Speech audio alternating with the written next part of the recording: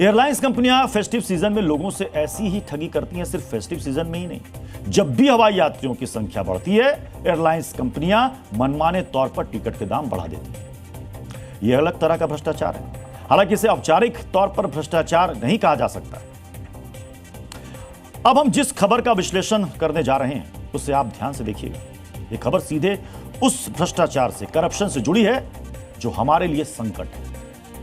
Reports के मुताबिक भारत की आधी आबादी यानी कि करीब 70 करोड़ लोग रोज सड़क से सफर करते हैं। यह खबर सड़क पर चलने वाले लोगों से यानी कि सीधे तौर पर 70 करोड़ भारतवासियों से जुड़ी है, हमसे आपसे जुड़ी है।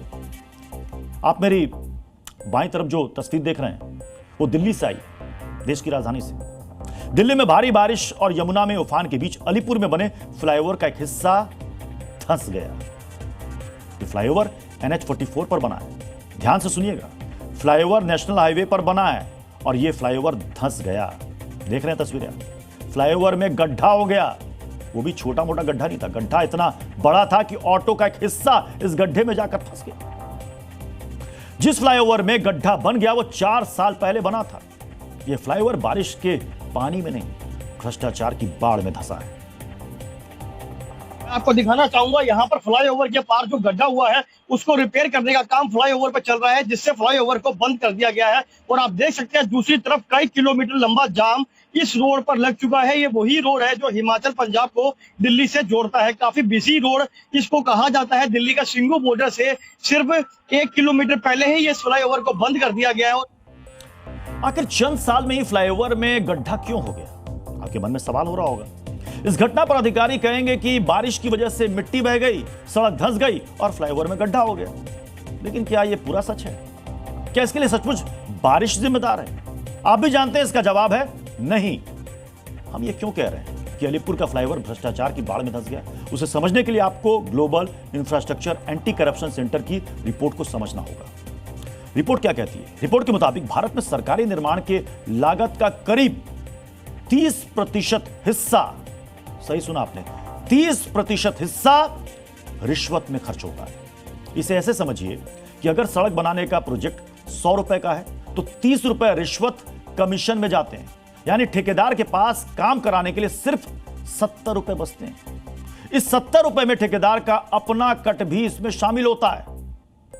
रिश्वतखोरी का आंकड़ा कितना बड़ा है यह समझना भी आज आपके लिए बेहद जरूरी है।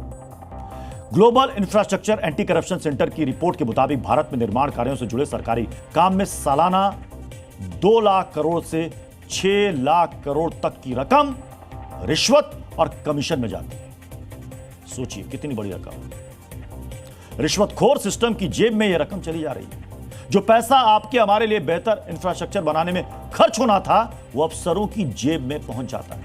इसके बाद बचे हुए पैसों से जो निर्माण होता है ऐसा ही होता है जो चंद वर्षों में ही धंस जाता है।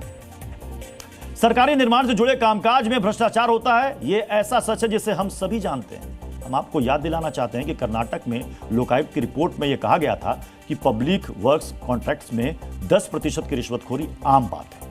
महाराष्ट्र में ठेकेदारों की संस्था ने बताया था कि उन्हें करीब 15% तक कमीशन देना पड़ता है। सोचिए, जो ठेकेदार कमीशन देकर काम कराए वो कैसा काम कराएगा। इसमें निर्माण की गुणवत्ता अलीपुर फ्लाईओवर जैसी ही होगी जो बारिश में धंस जाएगी।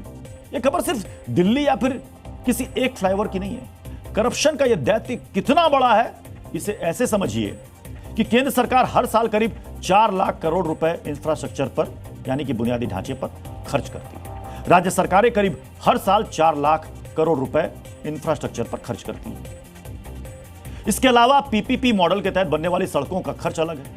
इस पूरी रकम का 30% हिस्सा भ्रष्टाचार की भेंट चढ़ जाता है।